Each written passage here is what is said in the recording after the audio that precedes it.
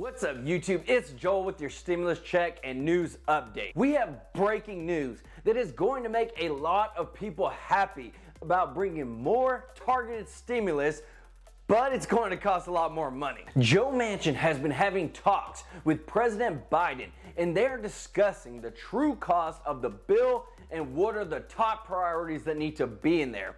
Now, Manchin is looking to extend whatever stimulus is in the Build Back Better bill over the course of 10 years, not just 1 or 2 years like it is in the current bill now. So it's a lot more stimulus over a longer period of time. And what I'm going to do is I'm going to break down what this all means, show you the true cost from the CBO, and show you what is getting passed and what looks like it's going to get passed or what's going to get nixed.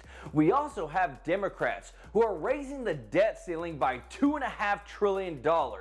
And then we have some news on student loan pauses as well as student loan cancellations. And Biden says that he won't extend student loan relief, but Elizabeth Warren has something different to say about that, and she's going to continue to push for those student loan cancellations. And if you like this video, could you do me a huge favor and smash that like button for me and the YouTube algorithm? I really appreciate it so much. Every like, every comment, it means the world to me. True life would not be where it's at without you. So right now, Biden and Manchin are talking over the huge $1 trillion Build Back Better bill. This is the key breaking news here that is going to change this bill like no one's business. So Joe Manchin made this one statement. This signals to us what's going to happen with this bill and how it's going to be structured and who's going to get the stimulus. Now, Manchin said, whatever Congress is considering, we should do it within the limits of what we can afford. Whatever plan it would be, PreK, child care, home care, then it should be over 10 years. It shouldn't just be 1 year here, 3 years here, 5 years here. Right there, that's the key word, 10 years. So if we look at the current bill, the enhanced child tax credit, where parents are getting the paid monthly checks totaling $3,600 per child. And then we have the enhanced earned income tax credit, where it's giving people, normally it would have been $500, but now it's almost $1,500. And then we have the stimulus for child care and home care and so much more. But all this is only extended through this bill for the next 1 to 2 years. And then it goes back to the previous amounts, which were significantly lower. So Joe Manchin, who is the key vote in saying what we should and what we shouldn't pass, is saying that this bill is going to cost $1.75 trillion when the CBO, the Congressional Budget Office, says it's probably going to cost around $2.4 trillion as is now, as you can see in this chart. And also, if these new enhanced stimulus credits were made permanent, you see where it jumps up to $4.73 trillion. This is where he has said specifically, he and Biden are talking about different iterations and saying anything's possible when asked if they could reach a deal by Christmas. So Manchin has said that whatever we do, we should do something that we can afford and work within the limits of that. So number one on top of the priority list is the child tax credit for the kids. Many Democrats are pushing to make this permanent. We even had Senator Ben Cardin who said it's critically important for child poverty. We need to continue beyond just 1 more year, but we also need to figure out ways to pay for it. So they're working to make it permanent, that families would always be receiving these monthly checks to help cover these daily expenses. Now for single adults, the enhanced earned income tax credit is also a top priority. This is putting an extra almost $100 into their pockets each month with the increase. Next, we have childcare, focusing on helping families cover and get better childcare and to keep their things moving forward in terms of people being able to work and still have their kids taken care of. During the pandemic, there was an increase in the child care of $600 per month that was paid out to families. This would extend that and be paid out based upon how many children you have. Now, some things that are on the chopping block are the universal PreK and the paid family and medical leave. Now, Joe Manchin has already expressed dislike for both these parts of the bill, and we could see them being removed in order to give more focus to what we previously talked about. But he did say that he would be in favor of voting for those in a separate bill. All in all, Joe Manchin said he wants leaders to choose their highest priorities in the package, make them last for a full 10 years, and squeeze all that into a measure costing less than $2 trillion. Now, is this possible? Well, according to Manchin, yes. And this is what he is aiming for. Now, there is a lot more on the table in this bill, but this is where the main focus is at, that is being negotiated upon. Now, let me know your thoughts on this in the comment section, and if you approve or disapprove of what's going on. Should we spend more or should we spend less? And I just want to say I appreciate all your comments and likes. Now we are moving on to the debt ceiling increase. Democrats are increasing the nation's borrowing cap until 2023 by $2.5 trillion.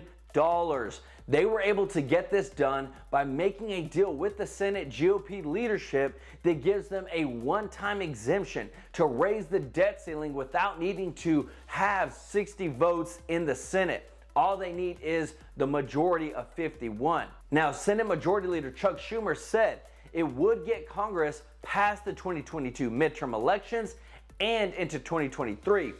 Now, Janet Yellen, the Treasury Secretary, estimated the U.S. would run out of ways to pay its debt on December 15th if Congress does not raise the debt ceiling before the Treasury misses a payment.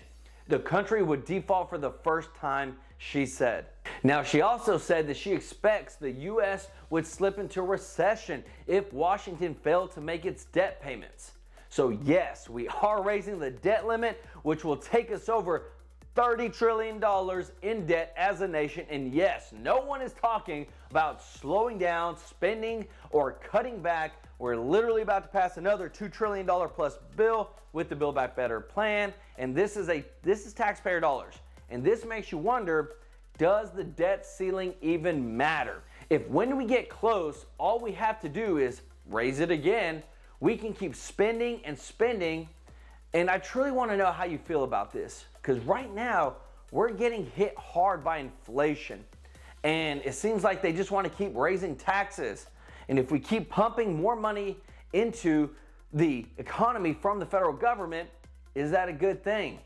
I personally am okay with spending as long as there is accountability.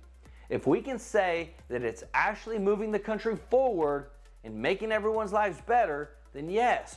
But we need to make sure we're not just wasting taxpayer dollars and that there's accountability.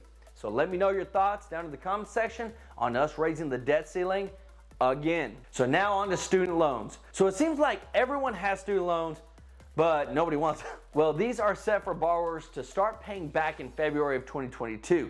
Now, some lawmakers have called for Biden to put an extension on the pause to give people more time in terms of dealing with the pandemic and I guess to save more money so they don't have to pay those back. But President Biden did say that he plans to restart federal student loan payments in February, even though his fellow Democrats are continuing to push him for an extension of these relief benefits of not having to pay back. Now, White House Press Secretary Jen Psaki did say, we're still assessing the impact of the Omicron variant, but a smooth transition back into repayment is a high priority for the administration. In the coming weeks, we will release more details about our plan and we'll engage directly with student loan borrowers to ensure that they have the resources they need and are in the appropriate repayment plan. So it looks like we're heading back into repayment.